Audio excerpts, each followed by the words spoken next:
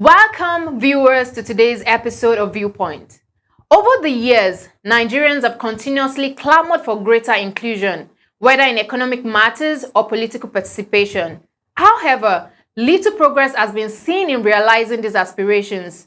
Recently, Nigerian lawmakers proposed that Nigerians in the diaspora should be allowed to vote. With a diaspora population estimated at around 17 million this year, they represent a significant portion of the country's citizenry. This debate touches on issues of inclusion, democracy, and how technology can reshape our electoral process.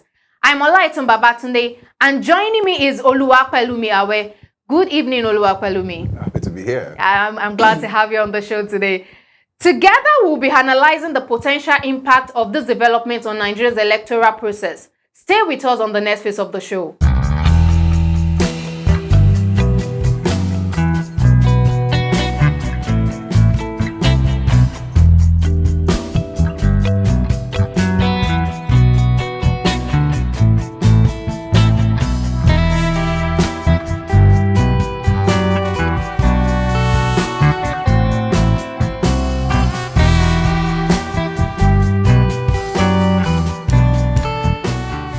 Thank you for staying with us.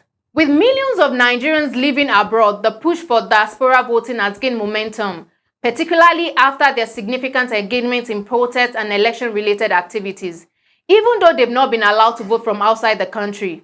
During a recent discussion, however, Senator Ajibola Bashiru of the APC expressed his reservations. He stated, battling with the integrity and sanctity of elections, and suggested that talking about ballots from another jurisdiction is unnecessary.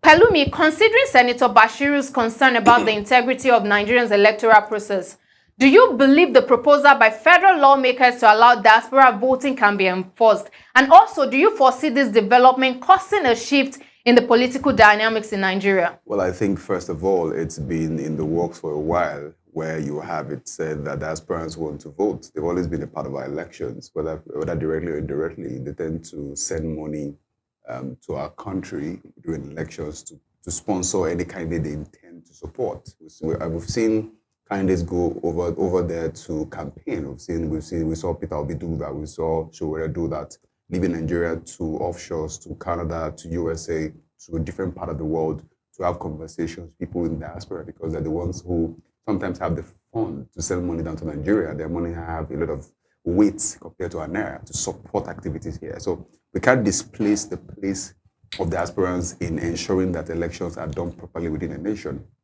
And they also make their voice heard too. They ensure that the campaigns happen 24 hours, because you can't schedule your posts. Maybe you're putting out for Peter Obi, for instance. You can't schedule your post to only go out during days when Nigerians are awake. So they also help to ensure that the posts go around the clock. Support is being garnered over time during the campaigns. But again, Nigeria is not the first country to consider engaging diasporans in elections. We've seen over 17 countries in the world, over 7 countries in the world engage diasporans when it has to do with voting, and they do it through different means. We've seen South Africa do it.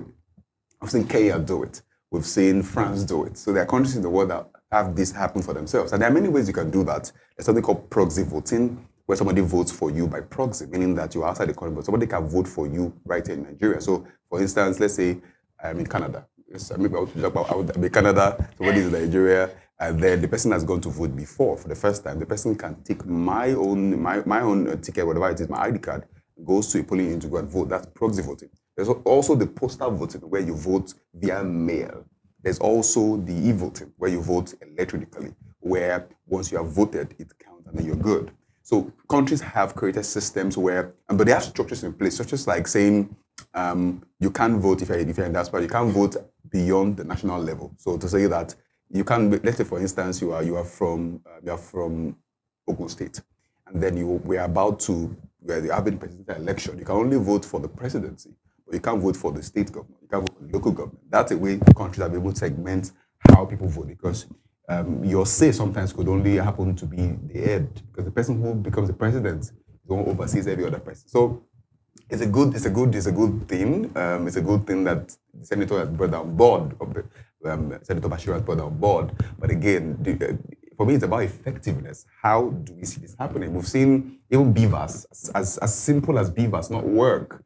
There were issues last year which almost ruined the integrity of Nigeria's electoral process. So if you cannot contain beavers, then how then do we intend to be able to create structures in place to ensure that diasporans can vote and vote right? Again, we know issues about manipulation. The government recently put out a case of cybersecurity levy, where a transaction happened online through apps, most likely an amount to be deducted from your account. So how strong is our cybersecurity system? If beavers can be infiltrated, how much more a system that ensures that diasporans can now vote? Because even apart from you seeking that the right person get elected there, that you have more people outside the country saying we want this person to be the president. We could also have other persons who are contestants who sabotage the effort, where they have people outside the country, they mobilize, pay them to ensure they sabotage the effort. So we've also seen companies adopt embassy voting, where citizens of a particular nation will go to the embassy in their country and then queue there to vote. So those are ways that countries have been able to manage it. But if we want to engage diasporans in election, we need to find what means work for Nigeria the best. So say, okay, fine, because that's like the best. Let's have our diasporans go queue up at the embassy and then vote, and then we know their votes can count. But again, how do we test the integrity of those who are in charge of the embassy to ensure that their votes count? So I think it's a good thing that has been called a good place to see. We also have to consider the costs implication of that happening. Oh, okay, like you said, I think when Bashiru said that should not be allowed because of the integrity of election process in Nigeria, one of the points they raised was the fact that if politicians can travel out of the country to campaign to them, so it means that the fact that they acknowledge that there are people they can campaign to also means that there are also people that should vote.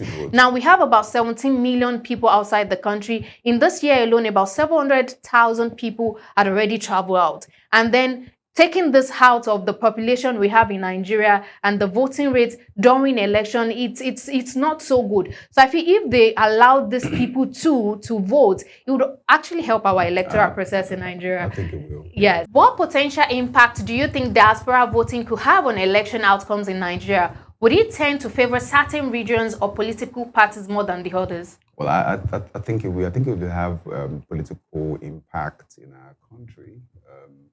Most likely, if you ask some people who are Gen Zs who stay out of the country, last election, many of them would have voted for different persons. Or online, you would see people who support Peter Obi, most likely, last election. Some people supported Sowore also. People who have strong foreign base support would have some things happen for them. It will also favor some regions. But it favors some regions, but not 100%, because you can't really bank on, father people are not talking about a particular person, doesn't mean they're not supporting the person. And then there will be an awakening. Yeah. So if people know that diasporans can now vote, you'll be shocked the number of persons who can form blocks in different countries to support a particular candidate. Maybe people in Canada supporting a particular candidate, for instance, or the people in UK supporting a particular candidate, for instance. So it most likely will affect political outcomes. Our leaders will be more aware that the people that are voting outside the country, they are not starving.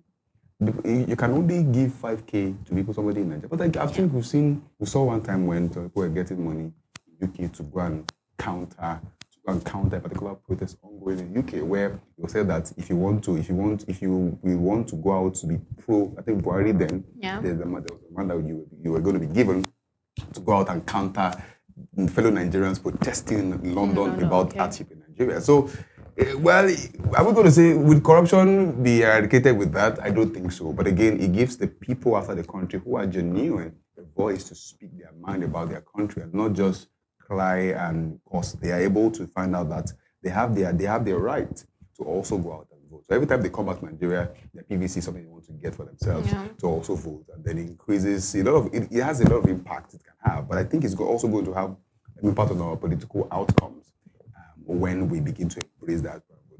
So when it comes to election process in Nigeria has struggled to conduct truly free and fair election, with the 1993 election of MKO Abiola standing as one of the few exceptions. Given the rise in cyber threats globally, what security concerns should the government address to ensure electronic voting for Nigerians abroad is secure and transparent? When it has to do with diaspora and voting, then we need to engage more cybersecurity architecture to ensure that the system is safer and more reliable for the people. you cannot, if you can, like I said, if you cannot ensure that Beavers works, then how then do we trust you enough to ensure that the aspirants can vote and their vote will count for real? Where one person is not going to vote 3 times or 4 times, 5 times, or having them not infiltrate the system. The government needs to come up with structures in place, ensuring that, for instance, we have Mr. Bosso Tijani, who is in charge of communications at the federal level there, having more guys, more tech guys. We have solid tech guys in Nigeria. And those who are outside the country who can build a system that can stand. Some moments ago, I saw that they said the NNPC portal that was supposed to help them ensure that marketers can book the transportation of crude, of petrol, is down. And it begs the question, what are our leaders doing over there? Before we plug into, before we begin to explore diaspora and voting, can we settle the issue of beavers? Can we settle the issues that are local so that even before you take it outside the country, our people are aware that we have created a system that can work here first.